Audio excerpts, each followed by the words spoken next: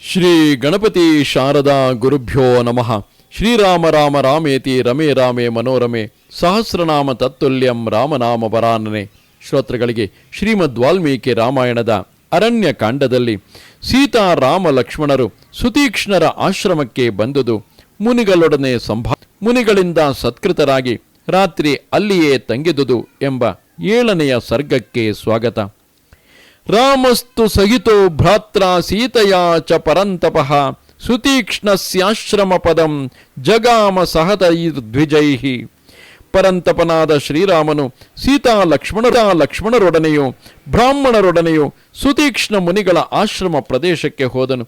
ಬಹಳ ದೂರ ಪ್ರಯಾಣ ಮಾಡಿ ಪ್ರವಾಹಪೂರ್ಣವಾಗಿದ್ದ ಹಲವಾರು ನದಿಗಳನ್ನು ದಾಟಿ ಮಹಾಮೇರು ಪರ್ವತದಂತೆ ಬಹಳ ಎತ್ತರವಾಗಿದ್ದ ಮತ್ತು ಶುಭ್ರವಾಗಿದ್ದ ಪರ್ವತವೊಂದನ್ನು ಪರಿವಾರ ಸಮೇತನಾಗಿ ಶ್ರೀರಾಮನು ನೋಡಿದನು.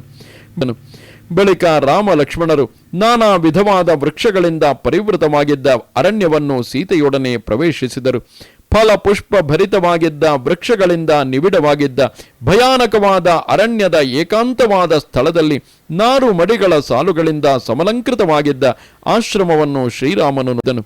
ಅಲ್ಲಿ ಶ್ರೀರಾಮನು ಬೆವರಿನಿಂದ ತೊಯ್ದು ಕೆಸರಾಗಿರುವಂತೆ ಕಾಣುತ್ತಿದ್ದ ಜಟೆಯನ್ನು ಧರಿಸಿದ್ದ, ಆಶ್ರಮದಲ್ಲಿ ಸುಖಾಸೀನರಾಗಿದ್ದ ತಪೋಧನರಾದ ಸುತೀಕ್ಷ್ಣ ಮುನಿಗಳನ್ನು ವಿಧಿವತ್ತಾಗಿ ಮಾತನಾಡಿಸಿದನು.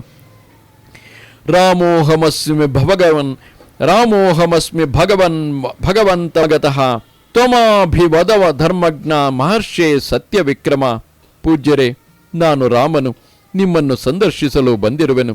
ಧರ್ಮಜ್ಞರೇ, ಮಹರ್ಷಿಗಳೇ, ಸತ್ಯ ವಿಕ್ರಮರೇ, ನನ್ನೊಡನೆ ಮಾತನಾಡಿರಿ.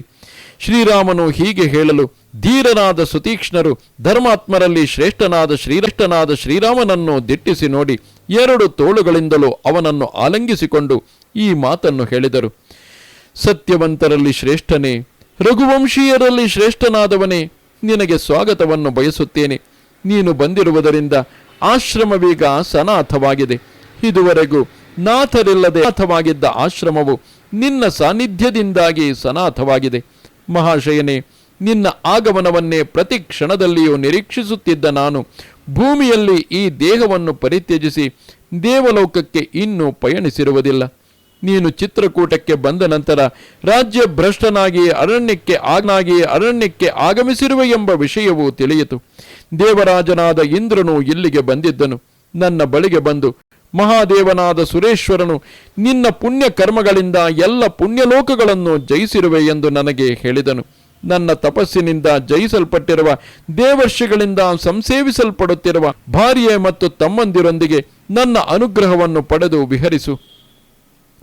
ಸುತೀಕ್ಷ್ಣರು ಹೀಗೆ ಹೇಳಲು ಉಗ್ರ ತಪಸ್ವಿಗಳಾದ ಪ್ರದೀಪ್ತವಾದ ತೇಜಸ್ಸಿನಿಂದ ಕೂಡಿದ್ದ ಮಹರ್ಷಿಗಳಿಗೆ ಆತ್ಮವಂತನಾದ ರಾಮನು ಬ್ರಹ್ಮನನ್ನು ಕುರಿತು ದೇವೇಂದ್ರನು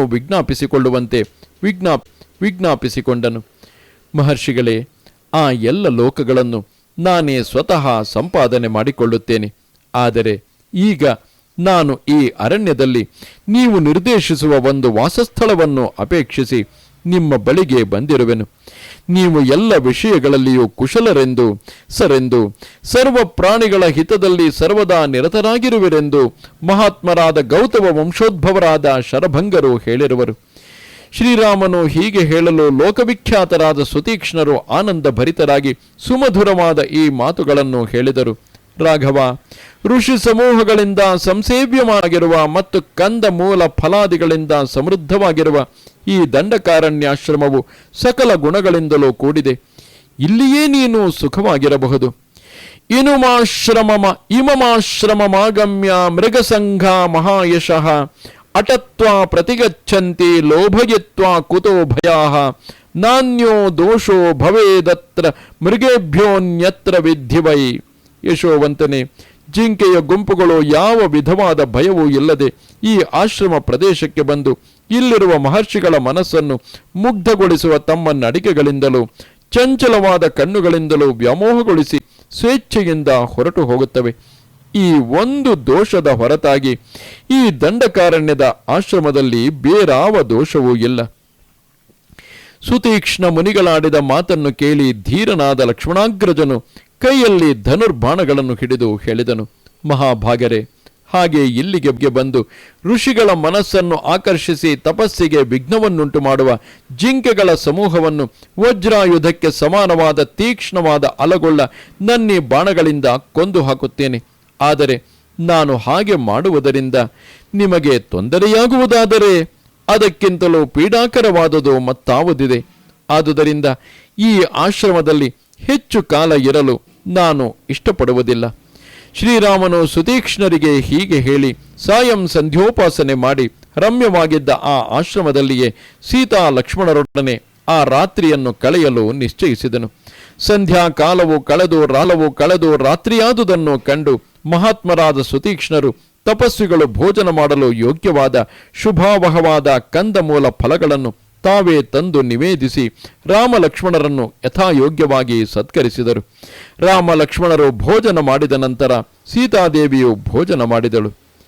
ರಾಮಾಯಣದ ಅರಣ್ಯ ಕಾಂಡದಲ್ಲಿ 7ನೆಯ ಸರ್ಗವು ನಮಸ್ತೆ ಶಾರದೆ ದೇವಿ ಕಾಶ್ಮೀರ ಪುರವಾಸಿನಿ ತ್ವಾಮಹಂ ಪ್ರಾರ್ಥಯೇ ನಿತ್ಯಂ ವಿದ್ಯಾದಾನಂಚ ದೇಹಿಮೆ. ನಮಸ್ಕಾರ.